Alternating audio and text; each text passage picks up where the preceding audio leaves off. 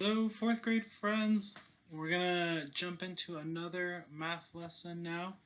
This math lesson is going to be for pages 125 and 126 in your learning packets this week. This is for the page that is titled Bakery Bundles. As usual, before we start, we've got our norms right now. We're going to try and have a positive attitude. We're going to be respectful. We're going to keep trying even when it's hard. We're going to remember the word yet. Now, we're going to do a couple things today, but the first thing I want to look at is I want to look at what it's like when we multiply with mixed numbers. And you'll remember we talked about mixed numbers before. An example of a mixed number is a number with a whole number and then a fraction as part of it as well. So the one that we're going to look at this week is 1 1/2. That's an example of a mixed number. Now, question 2 in your packet this week says, for each dozen cookies, Rachel used 1 1/2 cups of milk. How many cups did she use for 16 dozen cookies? Now, this is building off the previous question, question number 1, where it asks how many cookies are in 16 dozen cookies.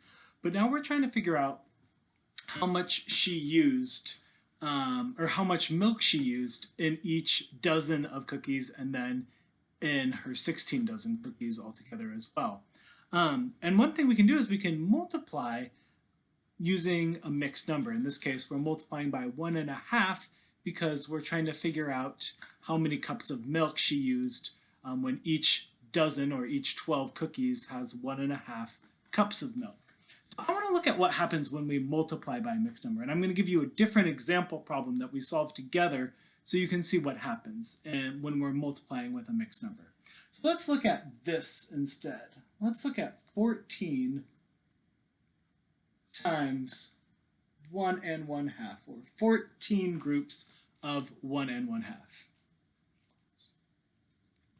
Now, just like when we break up 2 or 3 digit numbers into different parts, we can also break up mixed numbers. So I'm going to break up this mixed number into 1 1/2,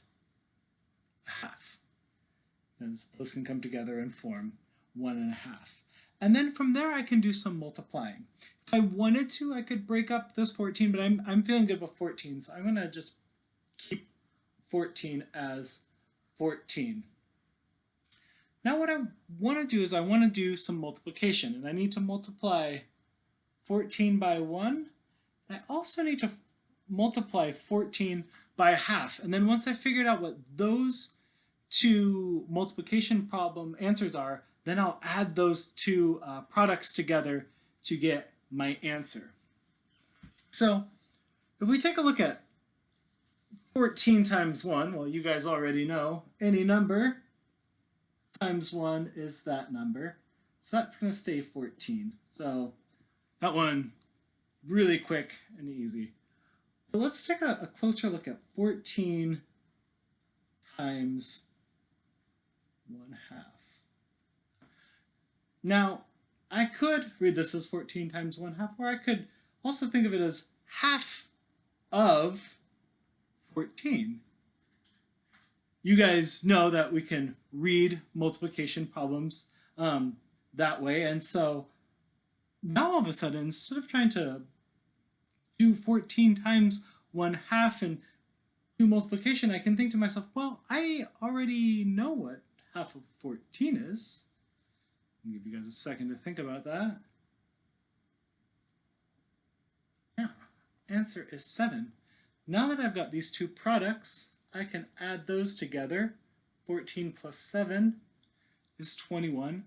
And then that would be my answer for 14 times 1 1/2 being 21.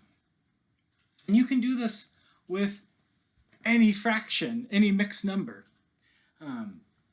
If I wanted to take a look at, let's do another one. Let's do 15 times 1 1/3.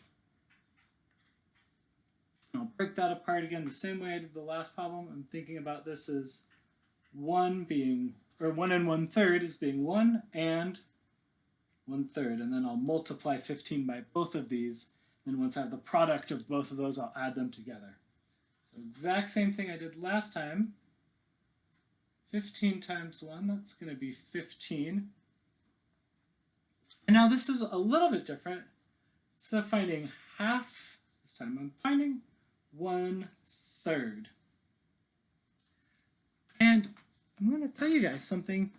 If I'm multiplying 15 by 1/3, I could think of that also as 15 divided by 3. And you can think about it. If I have a piece of paper and I fold it up into 3 pieces,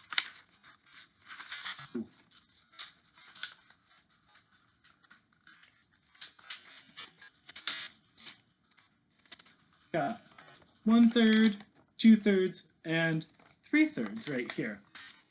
And I've divided this into 3 pieces. I've divided it by 3 when I divide it into thirds.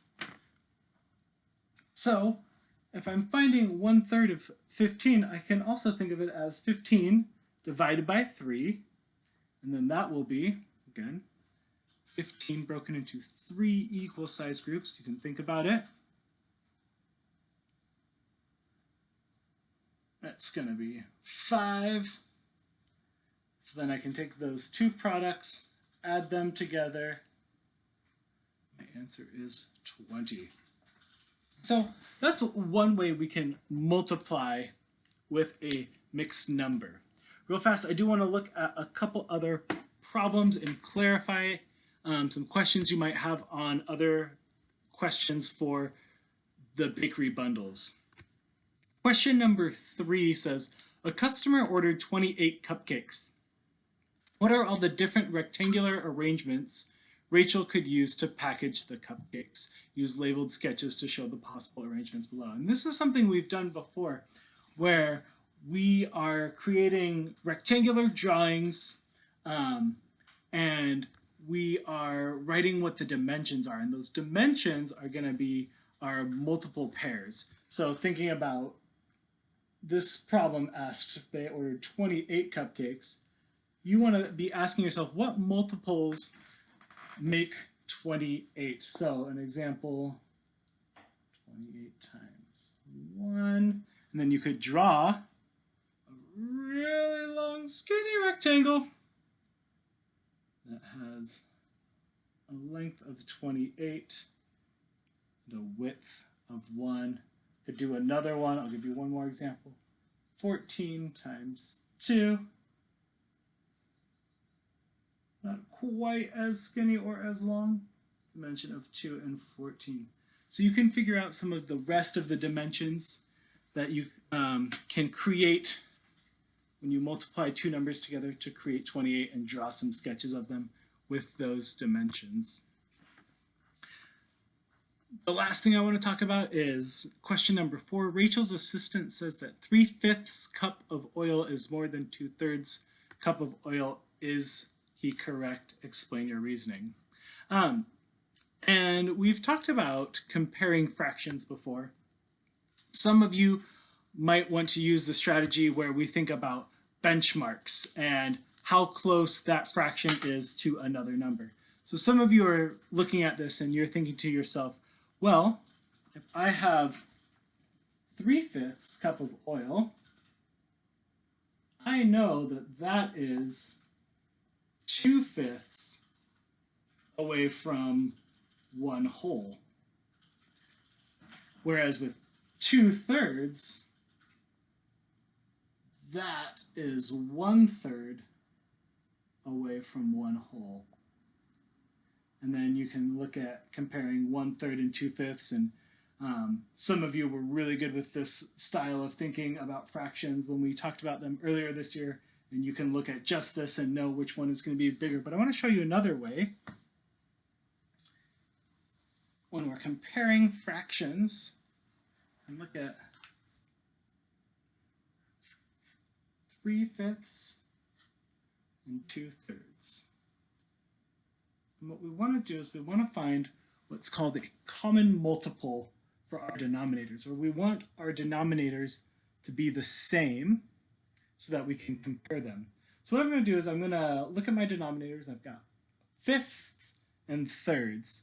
And I'm going to do some skip counting down here. So skip counting by 5. I got 5, 10, 15, 20, 25. Okay, that's probably good for now. And then I'm going to skip count by 3s as well. So I got 3, 6, 9, 12, 15, 18, 21. Okay. And what I'm doing now is I'm looking for if there's any number on this row and this row that are the same. I'm noticing that I've got 15 and 15. So now what I'm going to do is I'm going to use some ratio tables to help me figure out the rest of this. So with 3/5, and I'm going to pause, we'll go back. So since 15 is in both these rows, I'm going to work towards getting my fractions into 15ths. So with that in mind, 3/5 is equal to how many 15ths? Draw that a little bigger. And I can use these skip counts from earlier to help me out. I started at 5, and I can count how many times I skip counted, and that will show me what I multiplied by, or you can just think to yourself, 5 times blank is 15. If you don't know that off the top of your head, you can think, well, 5 times 1 right here. Okay, 5 times 2 is 10. 5 times 3 is 15. So to get from 5 to 15, I multiplied by 3. You guys know when I'm changing, or when I'm finding an equivalent fraction, what I do to the denominator, I have to do the numerator. So I can multiply the numerator, the top number, by 3. And that'll get me 9/15. So I know that 3/5 is equivalent to 9/15. Now I'm going to do the same thing for 2/3. I'm going to go count times 2, 3, 4, 5. So 3 times 5 is going to get me 15. So I'm going to set up my equivalent fraction right here. 3 times 5 is 15. So then 2 also times 5 is 15. From there, you can compare your two answers and tell me which one is greater. Alrighty. 4th grade friends, this was page 125 and 126 in your learning packet for this week. It's called Bakery Bundles. I hope that helped you figure out some of those tricky fraction multiplication that we're doing together.